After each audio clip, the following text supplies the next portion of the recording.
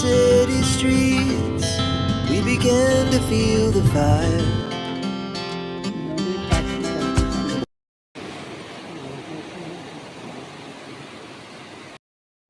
এই হচ্ছে সেই দিগন্ত বিস্তৃত সমুদ্র। সমুদ্রটা একদম আমাদের হোটেলের কাছাকাছি চলে এসছে। রিসর্টের পাশ দিয়েই যে রাস্তাটা চলে যাচ্ছে এটাকেই বলছে মেরিন ড্রাইভ। তো আমরা এখান দিয়েই যাব তাজপুর, শঙ্করপুর হয়ে দীঘা। তো এটা প্ল্যানিং আছে, দেখা যাক কী হয়। তো আমরা আজকে এবার এই যে রাস্তাটা ধরে এটা ধরেই আমরা চলে যাব হচ্ছে তাজপুর হয়ে, শঙ্করপুর হয়ে দীঘা। এটাই হচ্ছে মেরিন ড্রাইভ, সমুদ্রের পাশ দিয়ে পুরোটাই রাস্তা আছে। দেখা যাক কেমন রোডটা, আমাদের এক্সপিরিয়েন্স আপনাদের সাথে শেয়ার করব।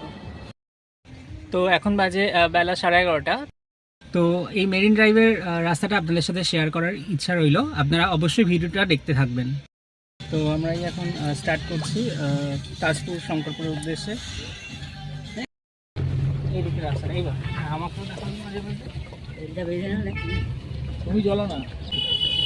এই আমরা অগ্রসর হচ্ছি তাজপুরের দিকে। ঠিক আছে, ঠিক আছে।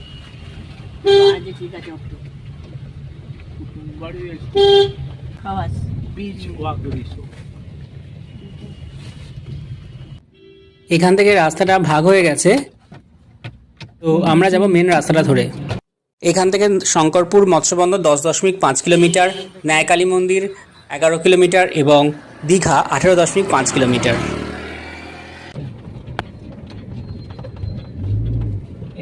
তো এখন আমরা মেরিন ড্রাইভ ধরবো। এই হচ্ছে জলধা ব্রিজ। এখন আমরা আমাদের যাত্রাপথে জলধা ব্রিজ ক্রস করছি।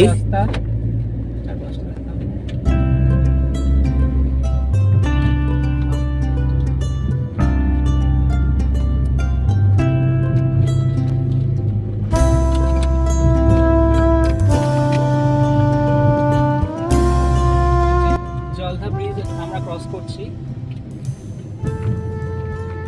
তো মন্দারমণি থেকে প্রথম মোটামুটি 7-8 কিলোমিটার রাস্তা বেশ খারাপ, তো এখন রাস্তাটা খুবই ভালো। এখান থেকে তাজপুর সমুদ্র সৈকত 4 কিলোমিটার এবং বাঁদিকে মেঘতে হবে। এখান থেকে শঙ্করপুর 7.5 কিলোমিটার এবং বালিসাই 6.5 কিলোমিটার ডান দিকে রাস্তা ধরে গেলে।